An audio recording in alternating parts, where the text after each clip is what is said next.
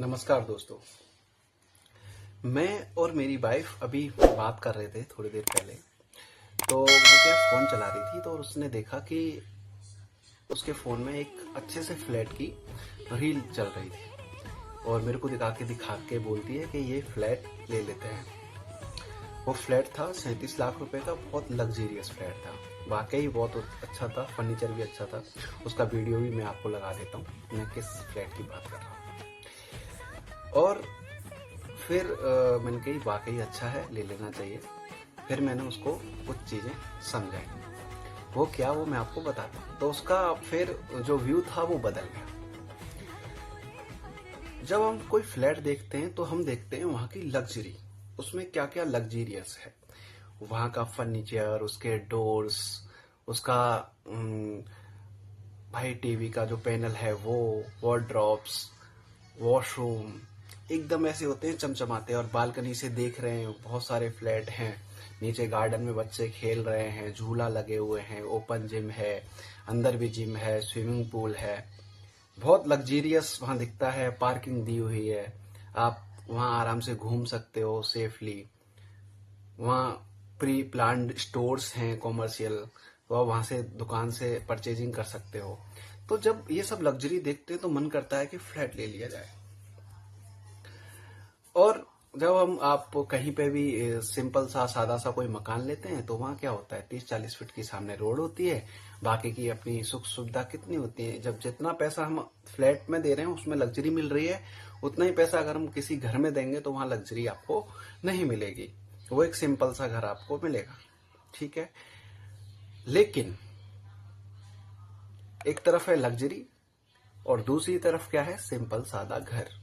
यहाँ आपको टाइल फर्श और आपको छत आपको मिल जाएगी, लेकिन आपको लग्जरी नहीं मिलेगी उतने पैसे में। तो आपको क्या करना चाहिए, लग्जरी खरीदनी है या फिर मकान खरीदना है। मेरा मोटिव लग्जरी और सिंपल मकान को लेकर नहीं है। अगर आप सिंपल मकान में भी और पैसा लगाओगे तो वो भी लग्जरियस बन सकता है, लेकिन सेम अमाउंट में। जैसे कि मैं बोलूं 37 लाख रुपए में अगर मेरे को जयपुर में घर लेना है तो जयपुर में 37 लाख में एक अच्छा खासा फ्लैट मिल जाएगा। लेकिन 37 लाख रुपए में अगर मैं मकान की बात करूं तो 50 गज का छोटा सा मकान मिलेगा, और वो भी उसमें कोई फुली फर्निश्ड नहीं होगा। वो केवल दीवारें आपको मिलेंगी, टाइल मिल जाएगी, छत मिल जाएगी, कलर पेंट हुआ मिल जाएगा, और कोई लग्जरी नहीं मिलेगी। तो आपको करना क्या चाहिए, आपका क्या व्यू है आपके इसके, कमेंट करके जरूर बताना। मेरा जो व्यू है मैं आपको बता देता हूँ। मेरा व्यू है कि अगर आपने 37 लाख रुपए वो में अगर कोई फ्लैट खरीदा भी है, ठीक है, और आज से 10 साल बाद उस फ्लैट की कीमत क्या होगी, और आप 37 लाख रुपए में एक मकान खरीदा है, उसकी 10 साल बाद कीमत क्या होगी। अगर फ्लैट खरीदा है तो मैं सोचता हूं 10 साल बाद उसकी कीमत शायद 40 लाख रुपए हो जाए, और 20 साल बाद शायद 50 लाख रुपए हो जाए।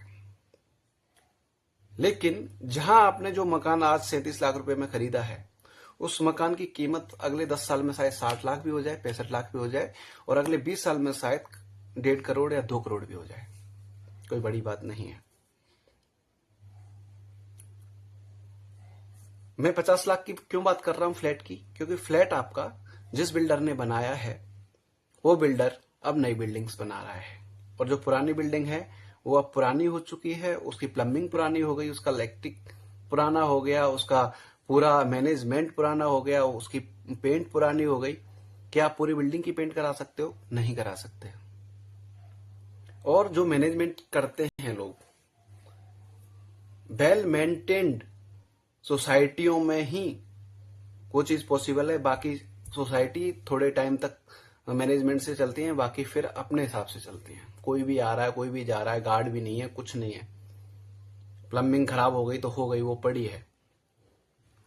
तो ये जो चीज है, अगर कोई फ्लैट 20 साल बाद 50 लाख का हो भी गया तो आज के 37 लाख जो हैं, आज से 20 साल बाद वो 2.5-3 करोड़ के बराबर हैं। आपको तो 50 लाख ही रिटर्न मिल रहे हैं। क्या मिला आपको? कुछ भी नहीं, डेप्रिसिएशन मिला है।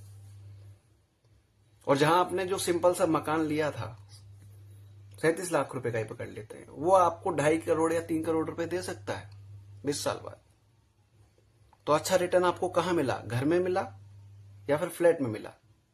जो लग्जरी है उस फ्लैट के अंदर, वो तो आप अपने पैसे से अर्न करके भी उस घर को लग्जरी में बदल सकते हो। अच्छा वार्डरोब, अच्छा टीवी पैनल, अच्छा किचन फर्नीचर, वो आपके ऊपर है। आप उसमें 5 लाख रुपए लगा दो, आपका घर चमकने लगेगा।